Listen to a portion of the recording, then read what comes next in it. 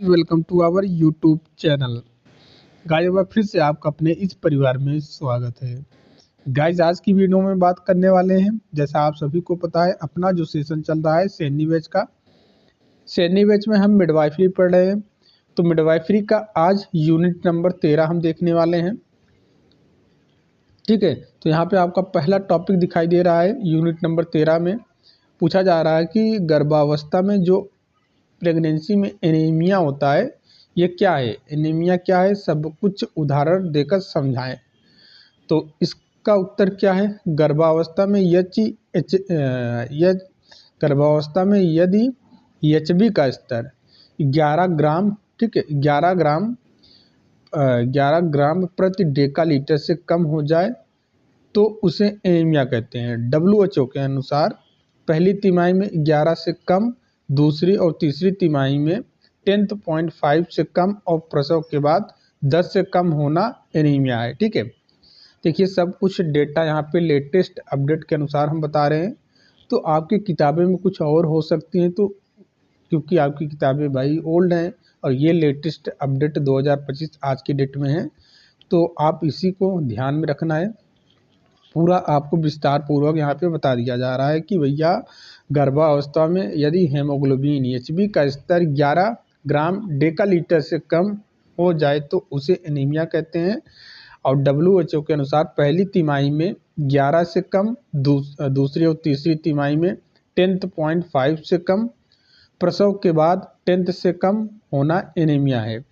HB लाल रक्त कोशिकाओं में होता है जो पूरे शरीर को ऑक्सीजन पहुंचाता है।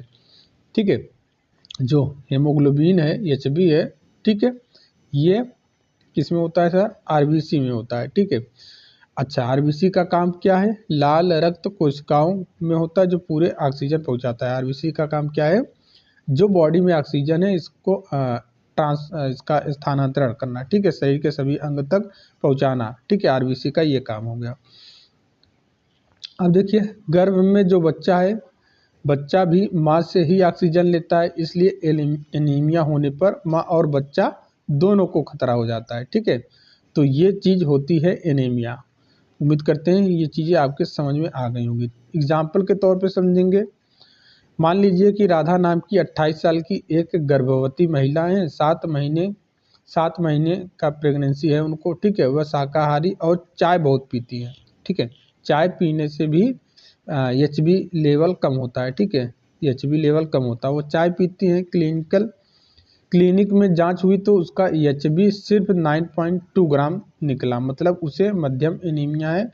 वह सीढ़ियाँ चढ़ते ही थक जाती हैं, चक्कर आते हैं और उसकी आंखें पीली देखती हैं। तो यहाँ पे देखिए ये सभी लक्षण भी आपको एग्जाम्पल में बता दिया कि भैया एनीमिया है तो थकान बहुत जल्दी आती है, चक्कर सा आता है और आंखें में पीलापन दिखाई देने लगता है। तो ये लक्षण भी एनीमिया का है। ठीक है, और 9.2 ग्राम है तो मतलब मध्यम प्रकार का एनीमिया है, ये भी आपको ध्यान में रखना होगा। अच्छा, एनीमिया कारण क्या है, ठीक है, कारण क्या है, शारीरिक बदलाव, गर्भ में रक्त की मात्रा 50% तक बढ़ जाती है, लेकिन लाल रक्त कोशिकाएं सिर्फ 30% तक बढ़ती हैं। जो गर्भ में है ये रक्त की मात्रा तो बढ़ती है लेकिन वहाँ पे आरबीसी का निर्माण नहीं हो पाता है, ये 30% तक ही बढ़ती है, इसलिए एचबी कम लगता है। यह दूसरी तिमाही में हर गर्भवती को होता है। अगर आपकी भर्ती परीक्षा में ऐसे करके घुमा के प्रश्न पूछेगा कि गर्भावस्था में बताइए निम्नलिखित में से किसकी मात्रा बढ़ सकती है, ऑप्शन दे देगा रक्त की मात्रा, फिर दे देगा एचबी की मात्रा। तो ध्यान में रखना है रक्त की मात्रा तो बढ़ती है लेकिन एचबी की मात्रा नहीं बढ़ती है इसके मुकाबले में। अब देखिए पूरे रक्त की मात्रा 50% बढ़ रही है, वहीं पे आरबीसी को भी बढ़ना चाहिए लेकिन आरबीसी बढ़ नहीं रहा है, 30% ही बढ़ रहा है, तो यहाँ पे एचबी कम आने लगता है। ठीक है, जैसे कि आप सपोज दैट कि शरबत आपके पास रखा है, ये गिलास है, ठीक है, ये गिलास है, ये गिलास है, ठीक है, इतना शरबत आप बना के रखे हैं, इतना शरबत आप बना के रखे हैं। ठीक है, अब आपके पास पीने वालों की संख्या ज़्यादा हो गया तो आप क्या करेंगे, इसमें ऐड कर देंगे पानी। ठीक है, और पानी ऐड करेंगे तो इसमें जो मीठापन है, ठीक है, चीनी का लेवल तो कम हो गया, मीठापन जो है कम हो जाएगा। ठीक है, भले ही शरबत एक गिलास भर जाएगी, ठीक है, बन जाएगा, चीनी और पानी का घोल दिख जाएगा, लेकिन इसमें चीनी की मात्रा कम हो जाएगी। क्यों? क्योंकि सर आपने एक्स्ट्रा पानी ऐड किया है। तो चीनी का लेवल मेंटेन करने के लिए आपको क्या करना पड़ेगा? चीनी और डालना पड़ेगा। उसी प्रकार यहाँ पे भी होता है। गर्भ में रक्त की मात्रा तो बढ़ रही है, लेकिन जो आरबीसी है इसकी मात्रा नहीं बढ़ रही है, 30% तक ही है। तो भैया वहाँ पे एचबी का लेवल ऑटोमेटिक कम हो जाएगा। ठीक है, जैसे यहाँ पे गिलास में चीनी का मिठास कम हो गया, ठीक है, शरबत में मिठास कम हो गया पानी का मात्रा बढ़ाने पे, ठीक है, क्योंकि आपने चीनी की मात्रा बढ़ाया ही नहीं, चीनी उतना ही है, ठीक है, इसलिए मिठास कम हो गया। उसी प्रकार यहाँ पे भी रक्त की मात्रा तो बढ़ रही है, लेकिन आरबीसी का मात्रा नहीं बढ़ रहा है, जिसके कारण एचबी का लेवल कम हो गया। ठीक यही रूल लगता है यहाँ पे भी। उम्मीद करते हैं ये चीज़ें आपको अब समझ में आ गया होगा। चलिए नेक्स्ट हम देखेंगे कि आयरन की कमी। दूसरा कारण आयरन की कमी। गर्भ में बच्चे के प्लेसेंटा और प्रसव में रक्त हानि के लिए कुल 1000 मिलीग्राम आयरन चाहिए। शाकाहारी महिलाओं में कमी जल्दी हो जाती है। उदाहरण के तौर पे सीता दाल चावल खाती है, लेकिन पालक गुड़, अब पालक में भी आयरन पाया जाता है, गुड़ में भी आयरन पाया जाता है, मांस में भी पाया जाता है। अब ये चीज़ें नहीं खा रही हैं, इसके कारण उनका एचबी 8.5 है। ठीक है, अब फोलिक एसिड की कमी। हरी सब्जियां कम खाने से भी इससे बड़ी बड़ी लाल रक्त कोशिकाएं बनती हैं। मेगाब्लास्टिक एनीमिया जो होता है, अगर आपके भर्ती परीक्षा में पूछेगा मेगाब्लास्टिक एनीमिया किसकी कमी के कारण होता है, तो आपको ध्यान रखना है फॉलिक एसिड की कमी के कारण होता है। ठीक है, ये तीसरा कारण हो गया। चौथा कारण है विटामिन B12 की कमी। आपके भर्ती परीक्षा में डायरेक्ट पूछेगा। ठीक है, शाकाहारी या फिर शाकाहारी दूध भी ना पीने से क्या होता है, ये विटामिन B12 की कमी हो जाती है। ठीक है, ये चौथा कारण हो गया एनीमिया का। ठीक है, जैन परिवार की महिला दूध दही भी नहीं लेती हैं, B12 इंजेक्शन लगा के ये फिर रिकवर किया जाता है। अब देखिए पांचवा कारण क्या है एनीमिया का? कीड़ा वर्म, हुक वर्म। ठीक है, गाँव में नंगे पाँव चलने से भी हुक वर्म से भी एनीमिया हो सकता है, ये पांचवा कारण है। ठीक है, छठवां कारण क्या है? प्लेसेंटा नीचे होना, प्रसव में ज़्यादा खून होना, ये भी कारण है। 6 नंबर कारण है भैया एनीमिया का। थैलेसीमिया, माँ बाप दोनों वाहक हो तो बच्चे में भी देखने को मिल जाता है, ये जेनेटिक होता है थैलेसीमिया। एनीमिया का कारण ये भी हो सकता है थैलेसीमिया, 7वां कारण हो गया। ठीक है, अब हम देखेंगे 8वां थकान, 9वां सांस फूलना, 10वां दिल से तेज धड़कन, ये सभी एनीमिया के कारण हैं। अब हम देखेंगे कितना गंभीर कौन है। ठीक है, एनीमिया से कौन कितना गंभीर है। अगर 10 से लेकर 11 ग्राम है तो हल्का, थोड़ा कमजोरी होगी, ज़्यादा नहीं होगी। एचबी लेवल अगर 10 से 11 ग्राम है तो हल्का थोड़ा सा कमजोरी होगा। और वहीं पे 7 से लेकर 10 ग्राम है तो ये मध्यम कैटेगरी में आएगा, इसमें सांस फूलेगा, चक्कर आएगा। 7 से कम है तो ये गंभीर स्थिति में आएगा, इसमें दिल की धड़कन अनियमित और कभी कभी बेहोश भी हो सकता है इंसान। ठीक है, उदाहरण के तौर पे एचबी 5.8 है तो महिला बेहोश हो गई, आईसीयू में भर्ती हो गई, क्योंकि एचबी लेवल बहुत ज़्यादा कम है, इसको बहुत ही गंभीर प्रकार का एनीमिया का शिकार ये हो चुकी है। इसके प्रकार क्या हैं? आयरन की कमी वाला सबसे आम छोटी लाल रक्त कोशिका आरबीसी की कमी से जो होता है वो आपका आयरन की कमी वाला माना जाता है। मेगाब्लास्टिक क्या है? हमने आपको बताया विटामिन B12 और फॉलिक एसिड की कमी से जो होता है एनीमिया, वो मेगाब्लास्टिक एनीमिया कहलाता है। अब ये सबसे बड़ी कोशिकाएं होती हैं, ठीक है, फॉलिक और विटामिन B12 की।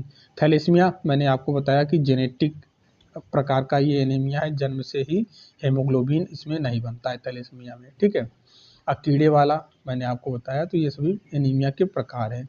इलाज कैसे करेंगे भैया?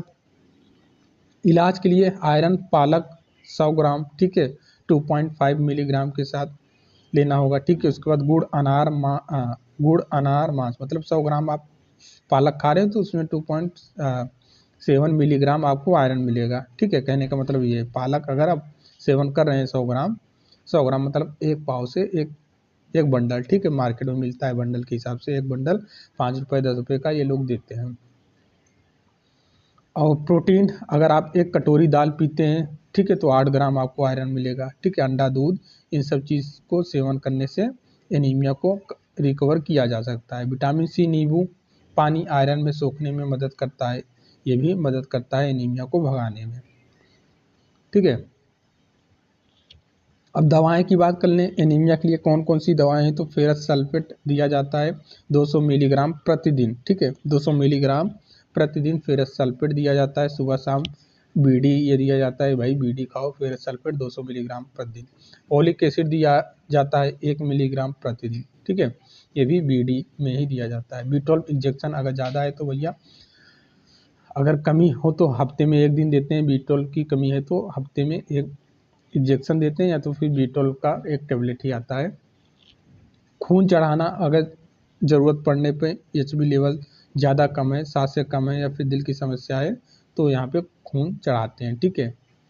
उदाहरण के तौर पे समझेंगे कि राधा नाम की है, एनीमिया की शिकार है, तो इसको हम ऑर्फारेक्स गोली दिए, 1 महीने के बाद HB 11.2 हो गया, मतलब फोरस, ये ऑर्फारेक्स टेबलेट आता है मार्केट में, आपने सुना भी होगा, एनीमिया में दिया जाता है।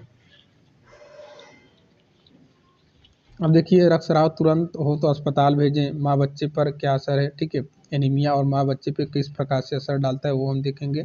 माँ पर दिल की कमजोरी देता है, ठीक है, प्रसव में ज़्यादा खून, इन्फेक्शन, स्तनपान ना आना, ये सभी चीज़ें देखने को मिलता है माँ पर।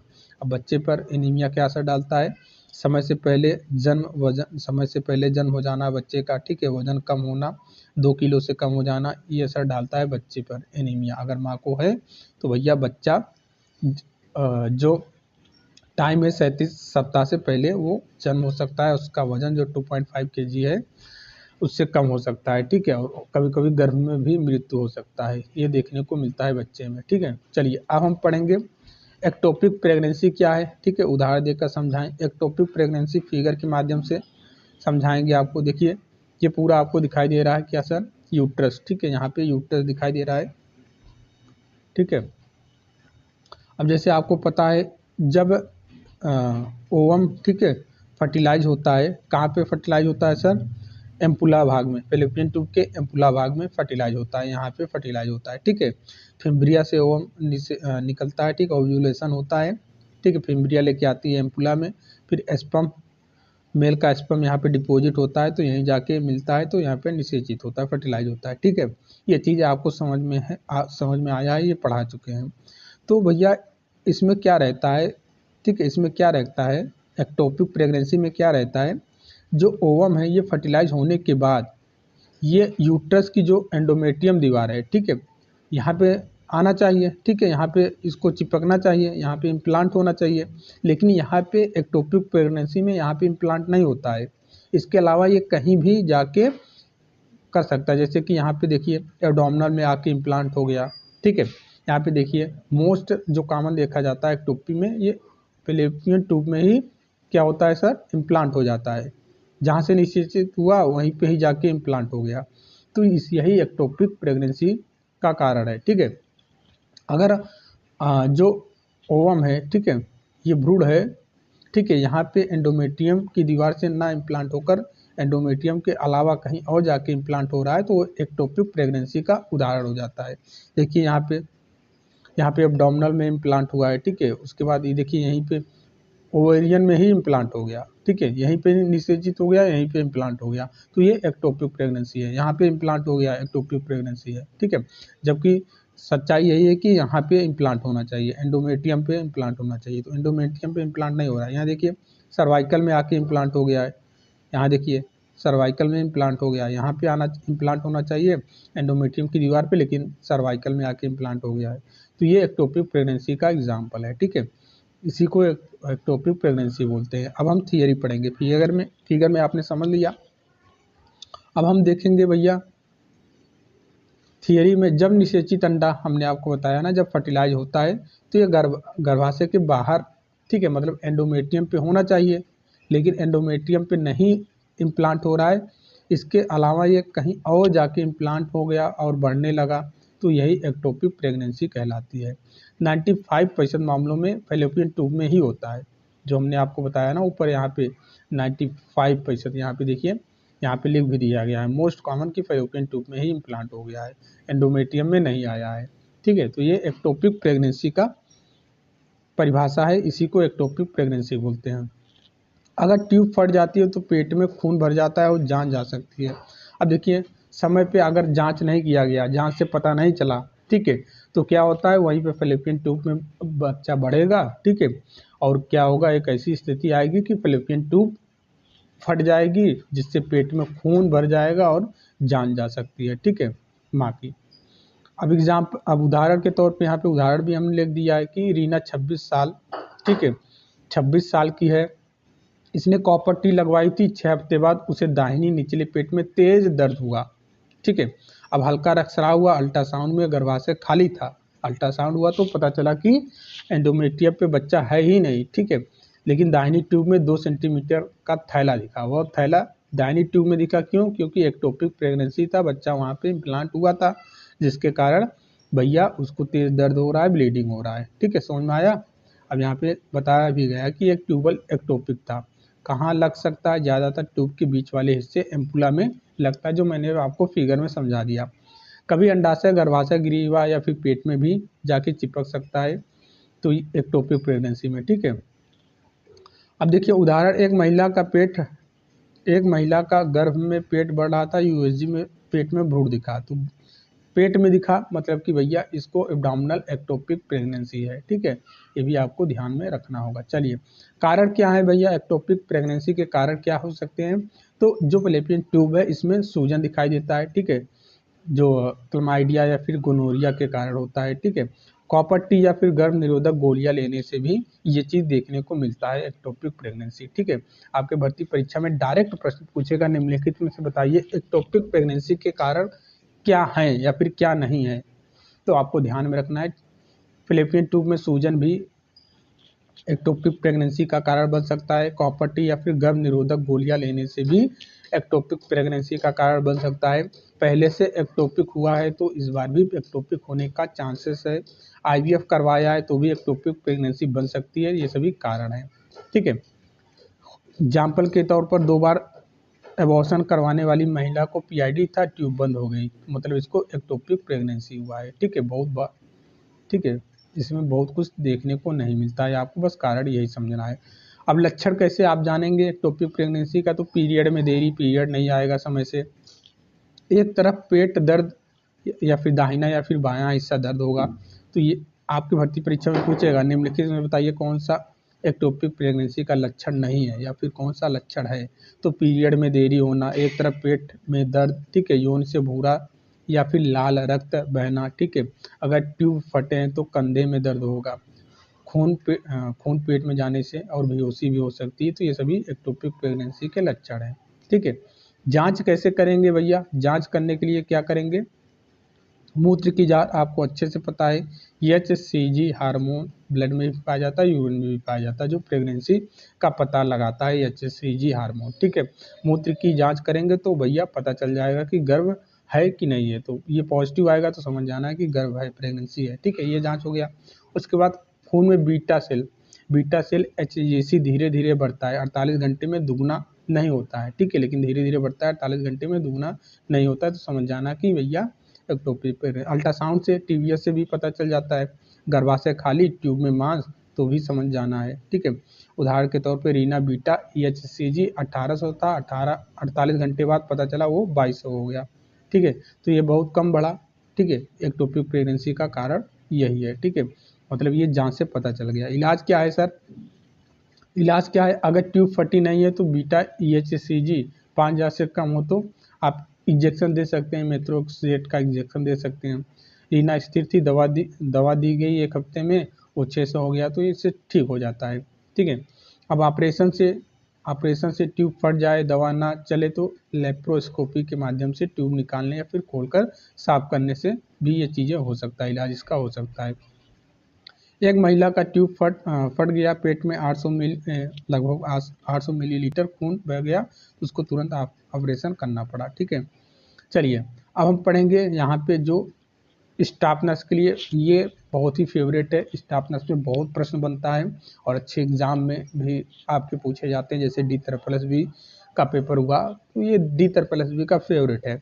अगर D+B एनएम का पेपर हो रहा है तो ये प्रश्न नंबर 3 जो आपको दिखाई दे रहा है, ये बहुत पूछा जाता है। एक्लेम्पसिया और प्री एक्लेम्पसिया क्या है, ठीक है, ये हम पढ़ेंगे। एक्लेम्पसिया और प्री एक्लेम्पसिया में क्या फ़र्क है, उदाहरण देकर समझाएं। तो प्री एक्लेम्पसिया 20 हफ्ते बाद, ठीक है, 20 हफ्ते बाद अगर ब्लड प्रेशर 140, ठीक है, 140 90 से ज़्यादा हो तो मूत्र में प्रोटीन आए या फिर पैरों में सूजन हो, तो एक चीज़ आपको ध्यान रखना है, प्री एक्लेम्पसिया मतलब कि एक्लेम्पिया से पहले की अवस्था प्री एक्लेम्पसिया कहलाती है। अब प्री का मतलब ही क्या होता है, पहले। एक्लेम्पसिया मतलब एक्लेम्पसिया होने से पहले की जो सिम्टम हमको दिखाई देते हैं वही प्री एक्लेम्पसिया कहलाता है। 20 हफ्ते बाद, प्रेगनेंसी के 20 हफ्ते बाद अगर ब्लड प्रेशर 140 से 90 से ज़्यादा हो तो आपको समझ जाना है कि ये प्री एक्लेम्पसिया का लक्षण है। और मूत्र में प्रोटीन आए तो भी समझ जाना है, पैरों में सूजन हो तो भी समझ जाना है। लेकिन एक चीज़ ये मोस्ट इम्पॉर्टेंट है कि पूछा जाता है दौरे किस में नहीं पड़ते हैं, तो प्री एक्लेम्पसिया में दौरे नहीं पड़ते हैं, वहीं पे एक्लेम्पसिया इसमें दौरे पड़ते हैं। और ये एक्लेम्पसिया कब बनता है, प्री एक्लेम्पसिया के बाद की अवस्था होती है, ठीक है। यहाँ पे लिखा गया है प्री एक्लेम्पसिया में अगर दौरे पड़ने लगे तो समझ जाना है कि ये एक्लेम्पसिया है, एक्लेम्पसिया बन चुका है, ठीक है। समझ में आया? उम्मीद करते हैं ये चीज़ें आपको समझ में आ गई होंगी। देखिए एग्जाम्पल के तौर पे यहाँ पे बोला गया कि सीमा 22 साल, पहला गर्भ 34 हफ्ते पर आई, बीपी उसकी 150-96 मतलब 140 और 90 से ज़्यादा है। और पैरों में गड्ढेदार सूजन, मूत्र में प्रोटीन, उसके बाद कोई दौरा नहीं, तो ये क्या लक्षण हो गया, प्री एक्लेम्पसिया का लक्षण हो गया। कोई दौरा नहीं जैसे ही बोला समझ जाना है कि प्री एक्लेम्पसिया है। यहाँ पे 140 और 90 से ज़्यादा बीपी आ रहा है तो समझ जाना है कि प्री एक्लेम्पसिया है, ठीक है। ये सभी लक्षण दिख रहे हैं तो प्री एक्लेम्पसिया का ये संकेत है। वहीं पे दौरा आता तो ये एक्लेम्पसिया बन चुका होता है। ये देखिए अगले दिन उसे दौरा पड़ा, बेहोश हो गई, तो ये एक्लेम्पसिया बन गया। कितना सरल और सहज और आसान उदाहरण के साथ हम चीज़ों को समझा रहे हैं, जो किसी टीचर की औकात नहीं है, ना किसी पब्लिकेशन वाली की औकात है इतने अच्छे से आपको समझा पाए। चलिए लक्षण क्या है सर, एक्लेम्पसिया और प्री एक्लेम्पसिया का लक्षण क्या है? तो लक्षण सिर दर्द, जी में चलाना, ऊपरी पेट दर्द, आँखों के आगे धब्बे, ठीक है। उदाहरण सीमा को 2 दिन से सिर दर्द था, ऊपरी पेट में जलन था। इलाज किसका किया गया, एक्लेम्पसिया, क्योंकि पता चला कि भैया और भी जांच हुई तो पता चला कि उसको एक्लेम्पसिया हो गया है, ठीक है। महिला को बाएं करवट लिटाएं, ऑक्सीजन दें, ठीक है। और ये मोस्ट पूछा जाता है प्री एक्लेम्पसिया एक्लेम्पसिया में कौन सी दवा हर मतलब फर्स्ट लाइन की होती है। ये प्रथम लाइन की दवा मैग्नीशियम सल्फेट है, ठीक है। मैग्नीशियम सल्फेट की थेरेपी भी किया जाता है। पहले इस डोज में पहले 4 ग्राम IV 5 मिनट में, ठीक है। फिर हल नीतम में 5 ग्राम IM दिया जाता है हर 4 घंटे पे। निगरानी में क्या ज़रूरत होती है, मूत्र 30 मिलीलीटर प्रति घंटा, सांसें 16 से 24 मिनट, घुटने का रिफ्लेक्स, ये सभी चीज़ें देखना पड़ता है, निगरानी करनी पड़ती है जब हम मैग्नीशियम सल्फेट दे रहे होते हैं तो पेशेंट को, ठीक है। अगर जहर हो जाए तो भैया क्या, कैल्शियम ग्लूकानेट 1 ग्राम IV देते हैं, ठीक है। इसके कारण अगर पॉइजनिंग बनने का डर बनता है, दिखता है कि पॉइजनिंग बन रहा है, मैग्नीशियम सल्फेट की दवा दे रहे हैं तो कैल्शियम ग्लूकोनेट एंटीडोट के रूप में देते हैं, ठीक है। चलिए बीपी कम करने के लिए भैया टेबलेट भी देते हैं, ये IV देते हैं, इंजेक्शन भी देते हैं, टेबलेट भी देते हैं, ठीक है। तो ये भी आपको ध्यान में रखना है। और सी सेक्शन से उसका प्रसव करवाया जाता है, ठीक है। उदाहरण के तौर पर सीमा को MgSO4 दिया, दौरे रुके, ठीक है। सी सेक्शन से 1.8 किलो का बच्चा हुआ, ठीक है, प्रसव करवाया गया। अब हम पढ़ेंगे APH क्या है, उदाहरण देकर समझाएं। APH क्या है, तो 24 हफ्ते के बाद योनि से, ठीक है, ज़्यादा खून आना APH कहलाता है। इसके प्रकार कौन कौन से हैं, प्लेसेंटा प्रीविया हो गया, इसमें क्या रहता है, प्लेसेंटा गर्भाशय के नीचे दर्द नहीं होता लेकिन चमकदार लाल खून आता है, ठीक है। ये प्लेसेंटा प्रीविया में हमको देखने को मिलता है, भर्ती परीक्षा में डायरेक्ट पूछेगा प्लेसेंटा प्रीविया में निम्नलिखित में से क्या समस्या नहीं होती है, पूछे लिख देगा दर्द होता है और गुलाबी खून आता है, ऐसे करके ऑप्शंस आएंगे, फिर एक ऑप्शन दे देगा इनमें से सभी। तो आपको ध्यान में रखना है कि प्लेसेंटा प्रीविया में गर्भाशय के नीचे दर्द नहीं होता है और चमकदार लाल खून आता है, ठीक है। और उसके बाद अब्रिप्सियो प्लेसेंटा, इसमें क्या रहता है, प्लेसेंटा अलग हो जाता है, तेज दर्द और काला खून निकलता है। काला खून किस में निकलता है, अब्रिप्सियो प्लेसेंटा में। ये आपको ध्यान में रखना है, ये 32 हफ्ते में होता है ज़्यादातर, ठीक है। और ये प्रीविया 34 हफ्ते में होता है। चलिए इलाज क्या है, तुरंत अस्पताल भेजें, बिस्तर पर ऊँचे खून चढ़ाना उदाहरण के तौर पे 100 मिली खून, 2 यूनिट खून चढ़ाया गया, सी सेक्शन से डिलीवरी करवाया गया। अब देखेंगे हम प्रसव उत्तर इन्फेक्शन क्या है, कैसे रोकें प्रसव उत्तर, ठीक है। प्रसव उत्तर इन्फेक्शन प्रसव के 14 से 21 दिन बाद ये देखने को मिलता है इन्फेक्शन, ठीक है। जनन मार्ग में इन्फेक्शन होता है। अब इन्फेक्शन होगा जहाँ, वहाँ पे टेम्परेचर बॉडी का आ ही जाएगा, जिसको हम बुखार कहते हैं। पेट दर्द, अब बदबूदार स्राव, रोकथाम क्या है कि गर्भ में टीटी के 2 टीके लगाने ज़रूरी हैं, ठीक है, जिससे ये इन्फेक्शन को रोका जा सकता है। प्रसव में साफ हाथ, साफ उपकरण का इस्तेमाल करें। पैड हर 4 से 6 घंटे पे बदलें, ठीक है, धोएं। और आपका पेरिनियम को बीटाडीन से 2-3 बार साफ करें। उदाहरण के तौर पे घर पर प्रसव 3 बार, और घर पे प्रसव हुआ 3 दिन बाद फीवर 102 फ़ारेनहाइट देखने को मिला, तो अस्पताल में एंटीबायोटिक और इलाज के माध्यम से इसको हम दूर करते हैं। अब देखिए झिल्ली का समय पूर्व फटना, इसका मैनेजमेंट आप कैसे करेंगे। प्रसव के 1 घंटा पहले ही झिल्ली फट जाए, इलाज क्या करेंगे, बिस्तर पर आराम करेंगे, योनि जांच ना करें, एंटीबायोटिक में एम्पिपेसिलिन या फिर मेट्रोनिडाज़ोल ये देंगे, ठीक है। 24 हफ्ते में 34 हफ्ते से कम हो तो स्टेरॉइड देंगे, ठीक है। अगर 34 हफ्ते से कम है तो स्टेरॉइड, अगर 34 हफ्ते से ज़्यादा है तो स्टेरॉइड नहीं देंगे, ठीक है। अब हम देखेंगे प्रसूति सदमा क्या है और कारण, लक्षण और मैनेजमेंट बचाव क्या है, उदाहरण सहित समझाइए।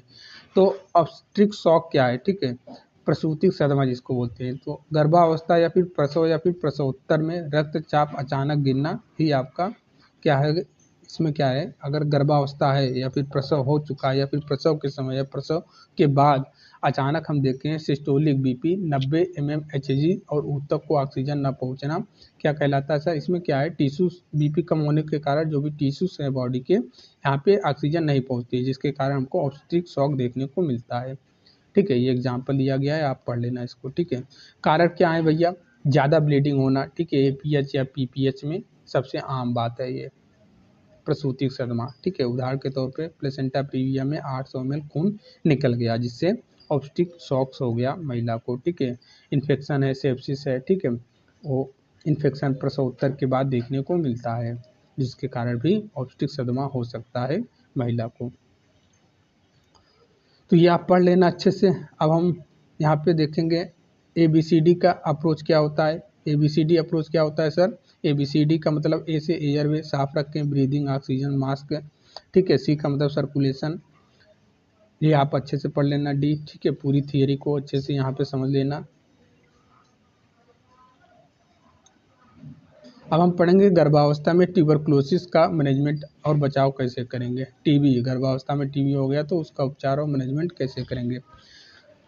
प्रभाव क्या है पहले टीबी का, माँ और बच्चे दोनों पर समय से पहले जन्म, ठीक है, माँ और बच्चे पे दोनों को प्रभाव देखने को मिलता है। बच्चे पे क्या प्रभाव रहेगा कि वो समय से पहले ही धरती पे आ जाएगा, उसका जन्म हो जाएगा और कम वेट में पैदा होगा, ठीक है। इसका मैनेजमेंट कैसे करेंगे सर, इसका मैनेजमेंट अलग वार्ड में रखेंगे टीबी, क्योंकि आपको पता ही है टीबी, ठीक है, इसलिए अलग वार्ड में रखेंगे। पूरा आराम, फुल बेड रेस्ट करने को ये बोलेंगे, और इसको प्रोटीन युक्त आहार जैसे कि दूध हुआ, अंडा हुआ, दाल खाने के लिए बोलेंगे।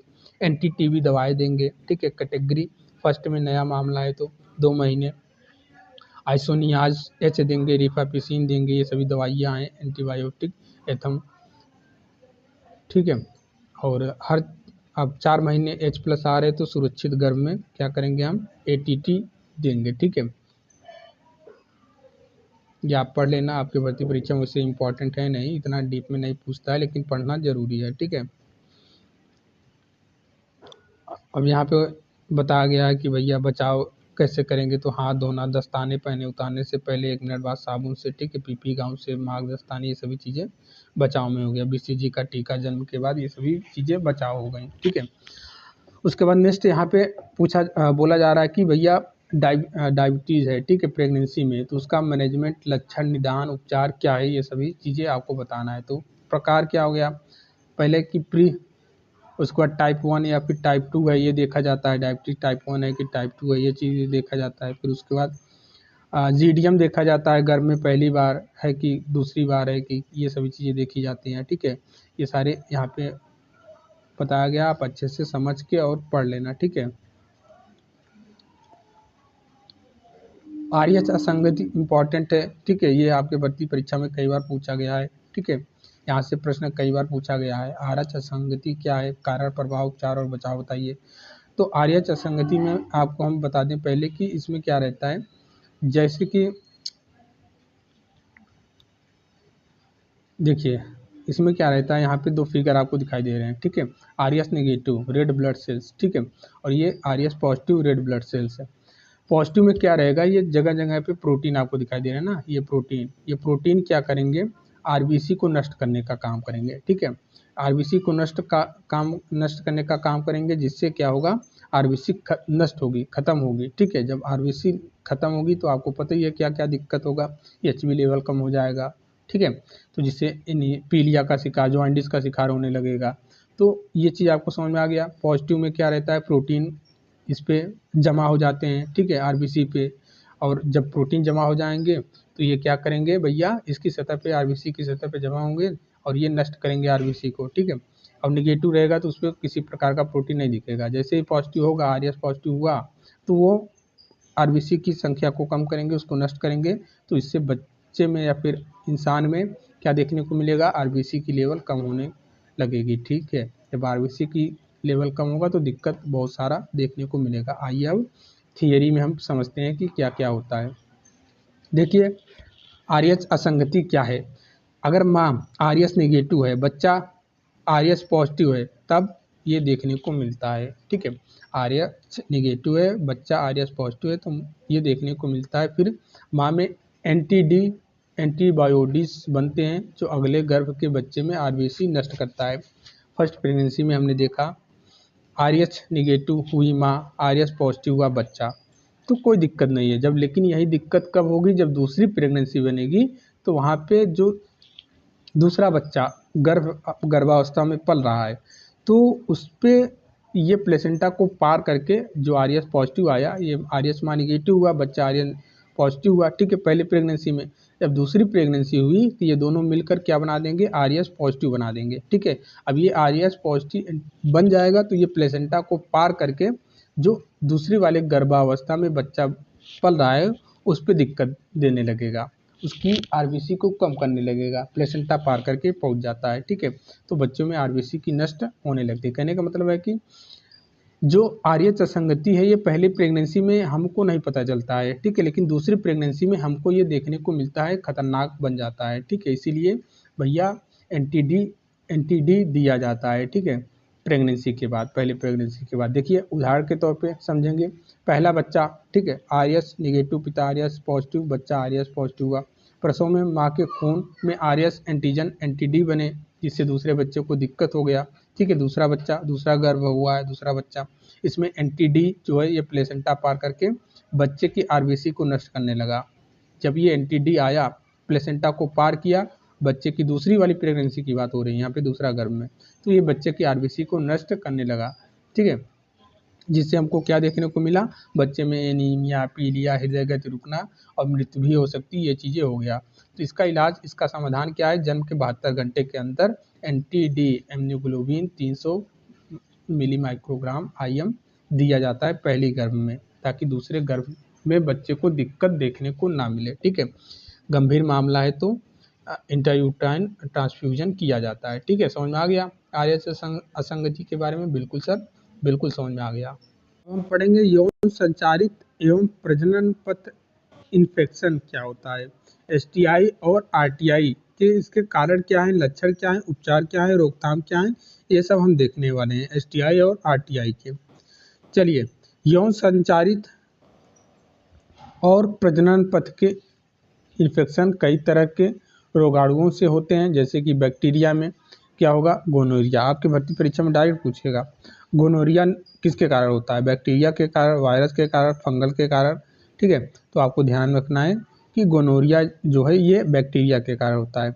क्लैमाइडिया ये किसके कारण होता है सर, ये क्लैमाइडिया हुआ, सिफिलिस हुआ, ये प्रमुख हैं, ठीक है, जो बैक्टीरिया के कारण देखने को मिलते हैं। वायरस में HIV हुआ, HPV हुआ, जननांग पे मत्स्य जो ESPV में देखने को मिलता है, ठीक है। हर्पिज हुआ, सिफिलिस हुआ, ये सभी वायरस के कारण होते हैं। तो ये वायरस के कारण होते हैं, ये आपको ध्यान में रखना होगा, डायरेक्ट भर्ती परीक्षा में पूछता है। अब फंगस के कारण कौन कौन से होते हैं, कैंडिडा हुआ, ठीक है, यीस्ट इन्फेक्शन हुआ, प्रोटोजोआ से ट्राइकोमोनास हुआ, तो ये पूछेगा ट्राइकोमोनास किसके कारण होता है, तो प्रोटोजोआ से होता है। ये जो आपको ध्यान में रखना होगा, ठीक है। ये सभी संभोग से या फिर संक्रमित सुई से या फिर अस्वच्छता से फैलते हैं, ठीक है। समझ में आया ये चीज़ें? बिल्कुल सर। एसटीआई और आरटीआई में हमने क्या देखा कि बैक्टीरिया से क्या क्या होता है। बैक्टीरिया से गोनोरिया हुआ, ठीक है, क्लमाइडिया हुआ और सिफिलिस हुआ, ये सभी होते हैं। वायरस से एचआईवी हुआ, एचपीवी हुआ, ठीक है, हर्पिस हुआ, सिफिलिस हुआ, ये सभी हमने वायरस से देखा कि होते हैं।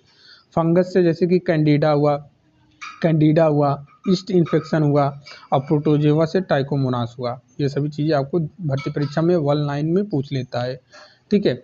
अब एग्जाम्पल के तौर पे एक महिला को संभोग के बाद वजाइनल से जो है येलो स्राव देखने को मिला, पेशाब में जलन हुई, जांच में क्या पाया गया, गोनोरिया निकला।